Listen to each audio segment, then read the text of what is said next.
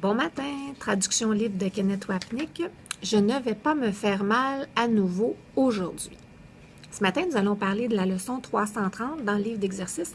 Je ne vais pas vous parler de la leçon en tant que telle, mais plus focuser sur le titre, sur ce qu'il veut dire et comment ça peut être aidant pour nous au courant de la journée. Vous savez, au bout du compte, un cours en miracle, c'est pas important de bien comprendre la théorie ou d'être capable de tout expliquer sa métaphysique. Hein? Ce qui compte réellement, c'est comment on le vit. C'est comment on le vit jour après jour dans des situations pratiques que tout le monde expérimente. Des expériences avec notre corps, vivre avec d'autres corps, travailler avec le corps, regarder les corps aux nouvelles à la télévision, faire toutes sortes de choses, de situations que toute personne normale vit et de le faire différemment. Et cette leçon fait ressortir, en fait, le cours entier, dans un sens, peut être vu de cette façon sur ce commentaire suivant, c'est qu'on n'est pas conscient à quel point on se blesse. On ne parle pas ici de se blesser avec un couteau en coupant son bagel le matin ou de mettre la main sur un rond de poêle. On parle vraiment ici de se blesser en choisissant l'enseignant de la douleur. Parce que l'enseignant de la douleur, bien sûr, c'est l'ego. Et il croit qu'il a blessé Dieu pour pas qu'on se blesse, pour que nous, on ne soit pas blessés. En d'autres mots, ça nous blessait de rester dans son unité parfaite. Donc, afin de pouvoir établir la séparation de cette parfaite unité et de devenir individuel, spécial, unique, autonome, Dieu devait souffrir. Bien sûr, il y a un mot pour ça et ce mot, c'est le péché. On a péché contre notre Créateur, notre source, en se séparant de lui. Bien évidemment, ce qui suit de très près le péché, c'est la culpabilité. Et je me sens terriblement coupable de ce que j'ai fait. De l'égoïsme à l'état pur, pour mon propre intérêt, j'ai sacrifié Dieu, j'ai crucifié son Fils pour exister, et ensuite j'ai fabriqué un monde à l'opposé du ciel, à l'opposé du monde de Dieu, où j'existe clairement comme un individu, un corps distinct et séparé de tous les autres corps. Et dans ça, c'est impossible de ne pas se sentir coupable. Et cette culpabilité-là, elle est imprégnée dans notre ADN. Ça fait partie intégrale de la substance de notre existence. Tout comme l'amour, c'est la substance de notre être. Juste pour utiliser le même terme, le cours fait la différence entre être et exister. Donc, l'esprit est l'état d'être et l'existence, c'est l'état de l'ego. Donc, au lieu d'avoir la substance de l'être qui est l'amour, la substance de notre existence ici, c'est la culpabilité. Et il est impossible d'être dans ce monde, dans un corps, sans ressentir de la culpabilité. C'est de cette façon qu'on se blesse parce que la culpabilité, ça demande la punition. Donc, comme on dit au chapitre 27, que de toutes les causes de notre souffrance, on n'a jamais pensé que la culpabilité en était la cause. La culpabilité est la cause de notre souffrance et encore plus précisément, c'est la décision de l'esprit, le choix pour la culpabilité qui est la cause de notre souffrance, puisque la culpabilité n'existe pas. Comment quelque chose qui n'existe pas peut me faire souffrir?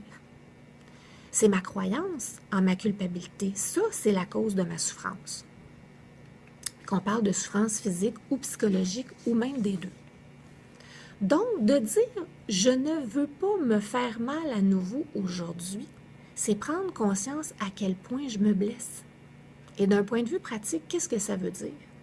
Eh bien, si la cause de ma culpabilité, c'est ma croyance en la séparation de ma source, et que cette croyance se reflète dans ma vie ici, dans ce monde, à ce moment-là, la source de ma culpabilité dans ce monde, qui est juste l'ombre de la culpabilité ontologique, c'est que je suis séparée des autres. Et comment je me sépare des autres? Je les juge, je les utilise comme un moyen de servir mes propres besoins. C'est ce que le cours appelle l'amour particulier. Et là, je deviens dépendant d'eux. Ou je les utilise pour me départir de ma culpabilité. Donc, je les haïs. C'est ce que le cours appelle l'amour particulier ou la haine particulière. La haine particulière, c'est tous les objets de mes rancœurs, de ma colère, de mes pensées de malheur que les autres portent. Et l'amour particulier, C'est quand le monde ou les personnes dans le monde me donnent ce que je pense vouloir. Donc, dans les deux conditions, l'amour particulier ou la haine particulière, on voit les gens différents de nous. Là est la souffrance. Là est la source de notre souffrance, la séparation ou la croyance en la séparation. C'est la source de notre malheur parce que ça nous mène à la culpabilité. Donc, quand ce point-là est clair, de dire « je ne veux pas me blesser à nouveau aujourd'hui », ça veut dire « je ne vais pas choisir mon ego, l'enseignant de la douleur, du malheur, et écouter sa voix qui me dit que je suis bien mieux quand j'attaque les autres, quand je juge les autres, puis que j'embarque tout le monde pour être d'accord avec moi sur ce que je fais. Ou quand je dis que mes intérêts sont séparés, sont à part des autres. » L'ego dit « j'ai ce que j'ai pris. Je veux ton innocence, je la prends en te rendant coupable. Je te juge et encore, je m'arrange pour que tout le monde soit d'accord avec moi. » Donc, de dire la leçon 330 et de la penser vraiment, c'est une promesse que je me fais à moi-même. Que du moment que je me lève jusqu'au moment où je me couche le soir, je vais choisir l'enseignant de l'amour et non celui de la douleur. Que je vais choisir l'enseignant de la guérison et non celui de la souffrance.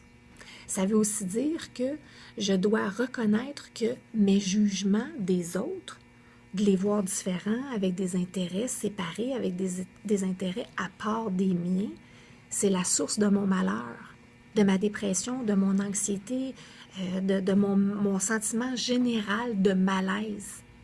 Et de vraiment sentir la paix de Dieu veut dire je veux la paix de Dieu, c'est que je suis désireux de renoncer à mes jugements.